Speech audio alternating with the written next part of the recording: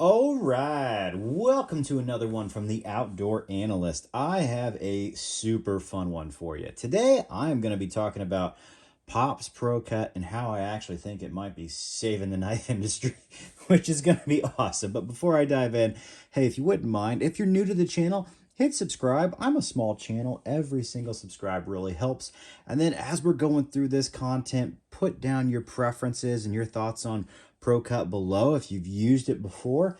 The more experience, the better. I'm actually sending this knife out to What's the Point EDC here pretty soon because I want him to test it out and tell me what he thinks on it as well.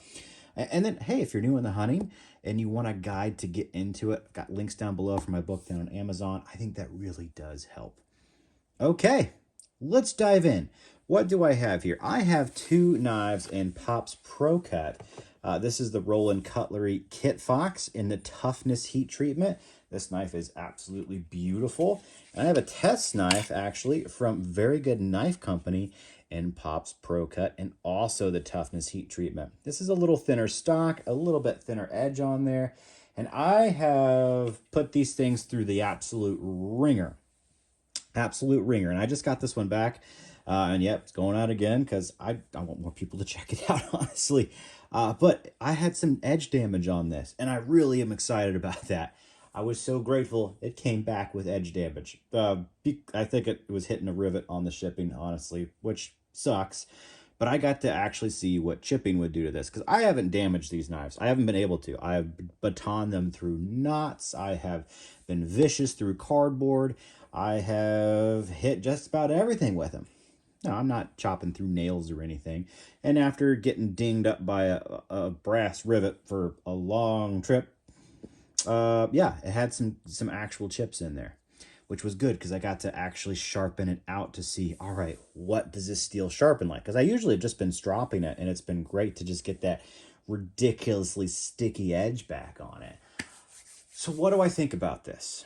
Well, I think this is one of the most important knife steels right now because the industry is shifting. Vidaris, a huge a huge steel manufacturer who does a lot of knife steels, went out of business. And we're losing Nitro V. I didn't realize at first we're losing ADCR V2. I think they may be the only main manufacturer of it.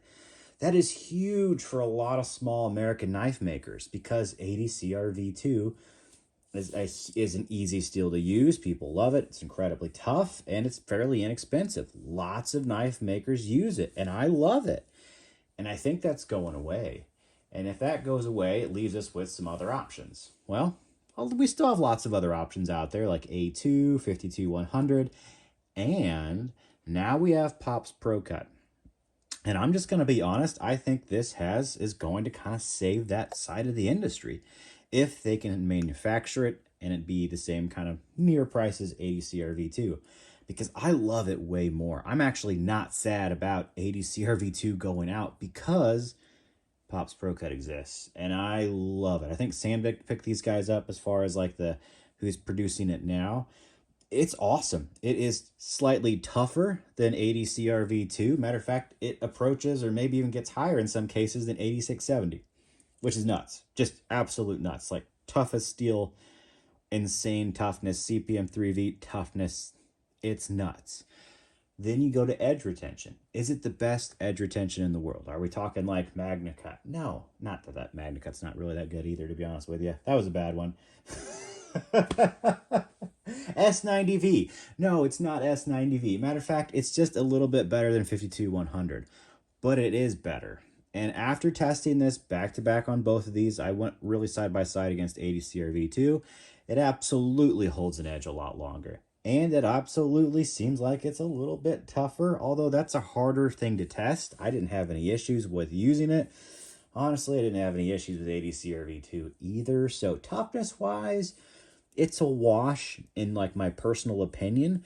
But edge retention-wise, I can absolutely tell a difference on both of these versus two other incredibly good heat-treated ADCR V2 knives. These hold their edge a whole lot longer, a good chunk longer, to be honest with you. I feel like this stuff's kind of darn near like CPM 3V in all honesty. I think it has a little less edge retention than 3V, but the toughness I think is actually just about there. when it comes to actually like foot pounds.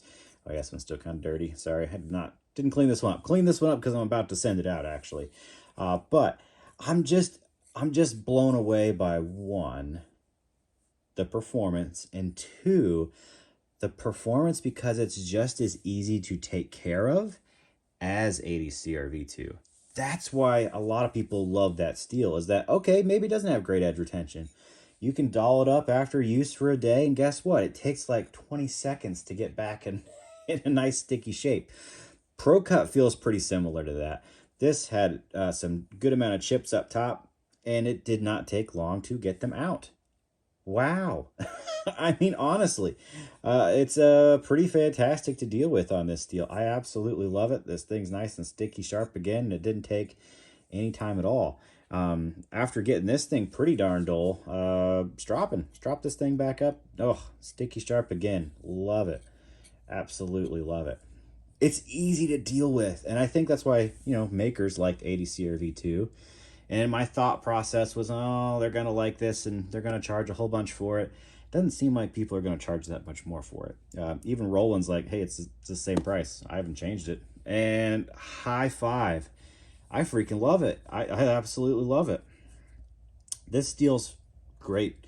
Now, it's not like, industry changing and insane, but it has great toughness, awesome edge retention for a kind of, I want to say, non-CPM carbon steel.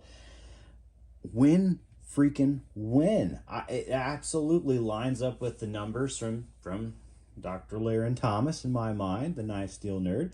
They're spot on. And I've only actually dealt with the toughness heat treat. This can technically get a better edge retention if you swap it out to the other one. But I really prefer super thin edges, so I like this treatment on there. And I like the edge retention I've gotten. I think it's phenomenal on there. For what it is and the price that it seems to be, I want to see tons of knives in ProCut, honestly. I've seen people beat the death out of big ones, too. The last Huntsman Outdoors, it's like ripped all over a hollow ground Dawson knife. He beat the crap out of that knife, and it held up great. ProCut. It just gives me the fizz. Gives me the fizz to know that there is a new steel that actually does bring something different to the table. I like it. I really do like it. I like it better than 52-100 actually. It has moved up there to be one of my favorite basic carbon steels because of how easy it is to deal with. How easy it is to hone right back up. And someone's going to be like, yeah, put that on a folder, it's going to suck. Sure, well, who wouldn't? 3V kind of sucks on a folder if you actually cut a whole bunch of cardboard all the time. But 3V versus wood, game changer, man. And same thing with this. I absolutely love it. So Pops ProCut, I hope is here to stay. I hope they manufacture the absolute crap out of it and they keep the price fairly low because it's excellent. It's absolutely excellent. And guess what? These knives are excellent too. So if you have not checked out Roland Cutlery, goodness gracious, this is on definitely on my top list of knives of the year. No question. It is an incredible performer. The ergonomics are next level. I've got a couple of Rolands now, and man, there is something about that man and his ergonomics and his design that just speaks levels. It's the way he pulls off it. It's a Coke bottle, but man, he pulls it off in an incredible way. And if you have not ever picked up a very good knife company knife, wow, you are missing out. They absolutely crush fit and finish. Jacob dominates with it. Just gives you an incredible working man's knife with generally one of the best edges around. Both incredible makers. I love that I have two customs out here to show. They're dominant. Even though this is a test custom, he hasn't done anything special to it. It's been beaten up by a few people too, which is amazing. And that's what I love, is these are used knives. They've been used by multiple people through lots of scenarios, and they just absolutely perform, and ProCut is absolutely performing, and I love how easy it is to hone up. That's it. That's what I have. I love it. I hope it saves the market, honestly. I hope it just moves in and takes over 80 CRV2. I do. I won't miss it if 80 CRV2 goes. In my mind, I would have before I really put these things to work and to the test. I love them. Man, I hope I don't regret this in the future because, you know, I don't think I will. Experience has just let me know these are really good. Unless there's something wild that happens in manufacturing as of today, I really think this is probably one of my top favorite, I won't say lower end, but just basic carbon steels. It is.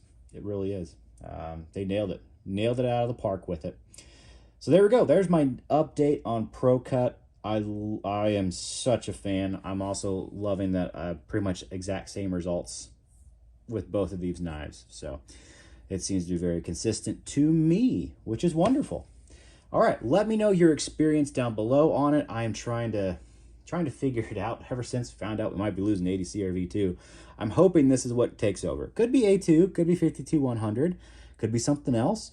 15N20 I've heard quite a bit of, 8670 maybe, but I really think this would actually be a game changer if we're able to do it. So let me know what you think down below, and I will catch you on the next one.